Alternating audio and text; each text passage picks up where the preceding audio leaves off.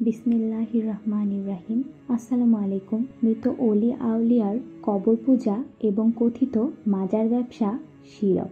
মৃত অলি আউলিয়া মানুষের অভাব পূরণ করেন, বিপদাপদ দূর করেন, তাদের ওসিলায় সাহায্য প্রার্থনা ও ফরিয়াদ করা যাবে এমন কথা বিশ্বাস করা শিরক। আল্লাহ তাআলা বলেছেন, তোমার প্রভু চূড়ান্ত ফয়সালা দিয়েছেন, তোমরা তাকে ব্যতীত অন্য কারো ইবাদত করবে না।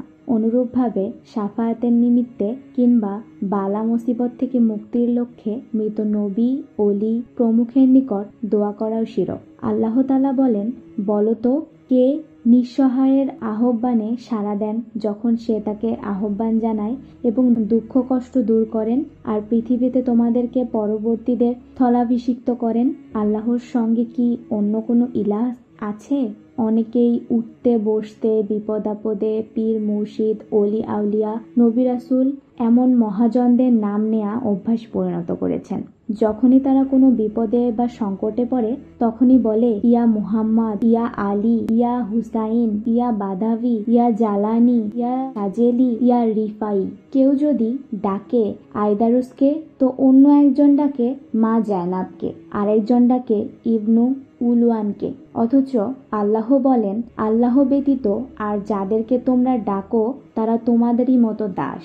কিছু পূজারী আছে যারা কবরকে তাওয়াফ করে, কবর গাত্রে চুম্বন করে, কবরে হাত বুলায়, লাল শালুতে মাথা ঠেকিয়ে পড়ে, কবরে মাটি তাদের গা গতরে মাখে, কবরকে সিজদা করে, উহার সামনে মিনতি ভরে দাঁড়ায়, নিজের উদ্দেশ্য ও অভাবের কথা তুলে ধরে, সুস্থতা কামনা করে, শিশু সন্তানকে চায় অথবা প্রয়োজনাদি পূরণ কামনা করে। অনেক সময় কবরে শায়িত ব্যক্তিকে ডেকে বলে, বাবা হুজুর, আমি আপনার হুজুরে অনেক দূর থেকে হাজির হয়েছি, কাজেই আপনি আমাকে নিরাশ করবেন না। অথচ আল্লাহ বলেন, তাদের থেকে অধিকতর দিকভ্রান্ত আর কে আছে যারা আল্লাহ ব্যতীত এমন সব উপাস্যকে ডাকে? তারা কিয়ামত পর্যন্ত তাদের ডাকে সাড়া দিবে না।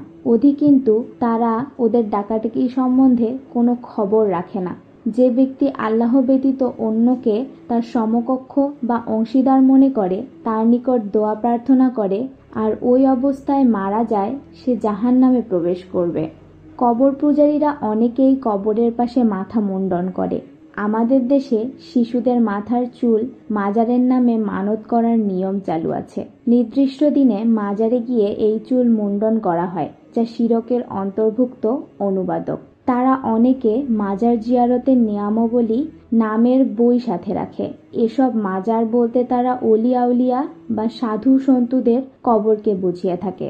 অনেকের আবার বিশ্বাস, অলি আউলিয়াগণ সৃষ্টি জগতের উপর প্রভাব খাটিয়ে থাকেন, তারা ক্ষতিও করেন, উপকারও করেন। অথচ আল্লাহ বলেন, আর যদি আপনার প্রতিপালক আপনাকে কোনো অমঙ্গলের স্পর্শে আনেন তবে তিনি ব্যতীত অন্য কেউ উহার বিমোচক নেই। আর যদি তিনি আপনার কোনো মঙ্গল করতে চান তাহলে তার অনুগ্রহকে তিনি ব্যতীত রুখবারও কেউ নেই। একইভাবে আল্লাহ ব্যতীত অন্যের নামে মানত করাও শিরক। মাজার ও দরগার নামে মোমবাতি, আগরবাতি মানত করে অনেকেই এরূপ শিরকে জড়িয়ে পড়েন। আমরা প্রত্যেকেই কথিত মাজার পূজা থেকে বিরত থাকি এবং অন্যদেরকে এ সম্পর্কে সচেতন করি। আমাদের চ্যানেলের ভিডিওগুলো পেতে চ্যানেলটি সাবস্ক্রাইব করুন। ভিডিওগুলো ভালো লাগলে একটা লাইক দিয়ে দিন। আর কোনো মতামত থাকলে অবশ্যই কমেন্ট বক্সে জানান।